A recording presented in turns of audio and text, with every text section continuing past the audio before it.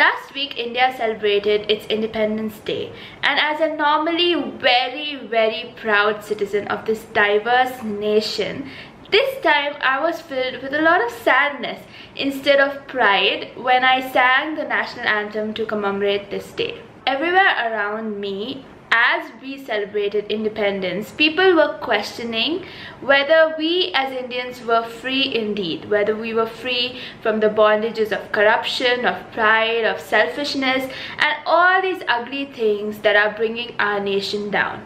At the same time, people in the neighboring state of Kerala were suffering under the weight of a massive flood, and it seemed like people in the national arena were not concerned about the fate of its own people, and instead of that were spreading hate and were reveling in the misery of the people of Kerala.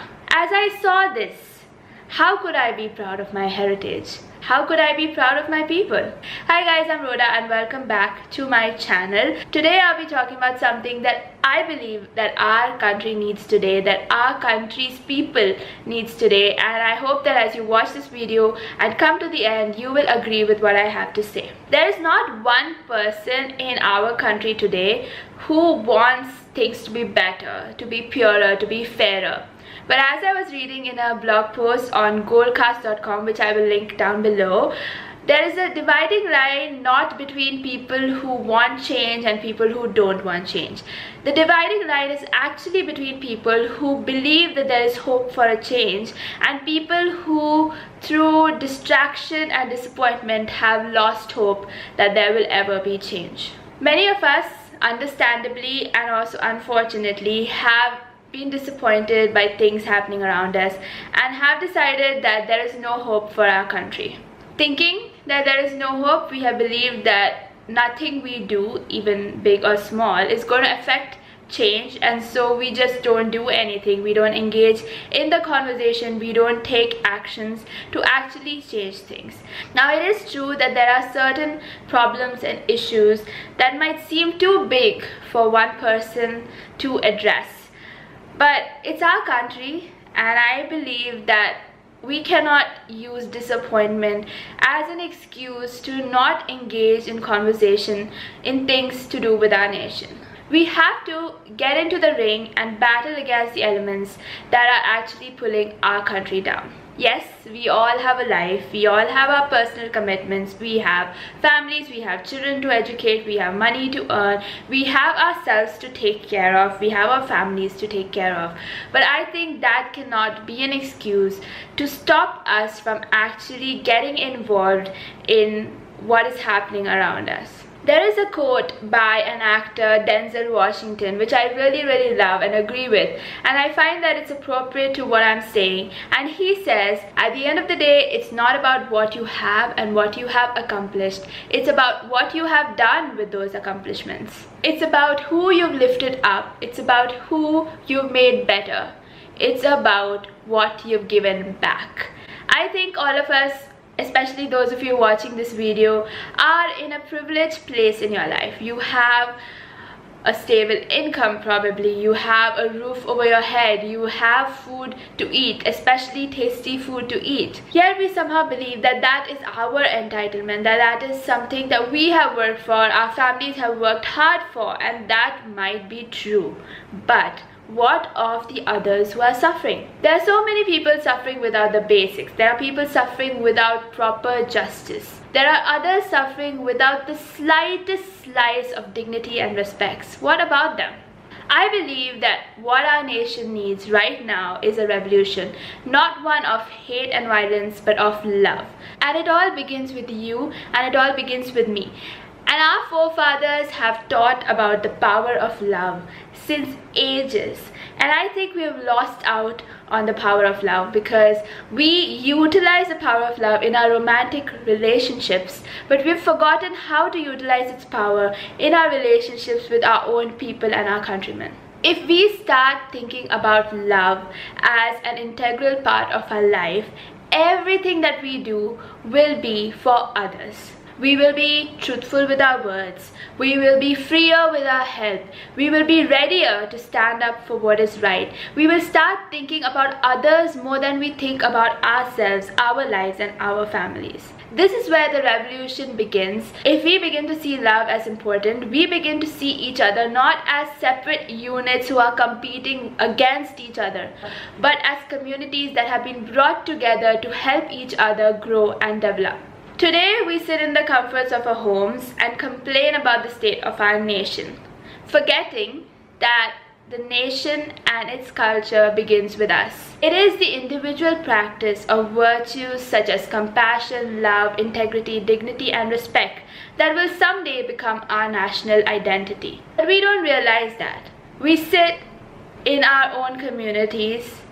We sit with our emotions of ego and pride and selfishness, and then we wonder why our nation is the way it is. It is this way because we as individuals have not upheld the virtues that our forefathers upheld, and that has become the fabric of our society today. So we are in no position to complain if we ourselves are not practicing these virtues in our day-to-day life. If we cannot stop ourselves from wanting what our friends or our colleagues have, how then do we expect our politicians to operate without greed? If we cannot stop ourselves from running after money for a better education, for better prospects, for a better life, how then can we expect our police force to operate without corruption? If we cannot stop ourselves from having biased and prejudiced opinions about others, how then can we expect people to not act on their biased opinions with violence? Runsuke Satoru once said, "Individually we are but one drop, but together we are an ocean." Today, India, our country, is an ocean full of filth which we are all contributing to. Our little drops of envy, of jealousy, of anger, of disrespect, of prejudice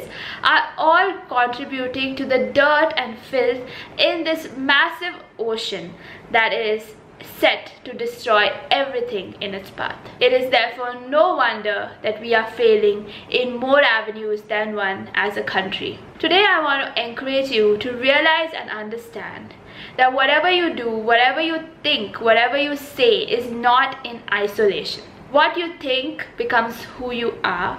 What you say, somebody hears about and it becomes a part of who they are. What you do, people are always watching and it becomes a part of society. Nothing we think or do or say is in isolation, and we need to rethink and reevaluate our own lives before we go off to change society. When we realize this, when we realize that it all begins with us because it is what we individually practice that becomes eventually our national identity, we realize that love is truly the answer to all the problems that we have. If all of us operate with the desire to love unconditionally, we put ourselves in other people's shoes. We immediately forget all about our internal conflicts and we decide to serve our nation no matter what, and that is what India needs today. India needs a people today who love each other enough to decide to clean out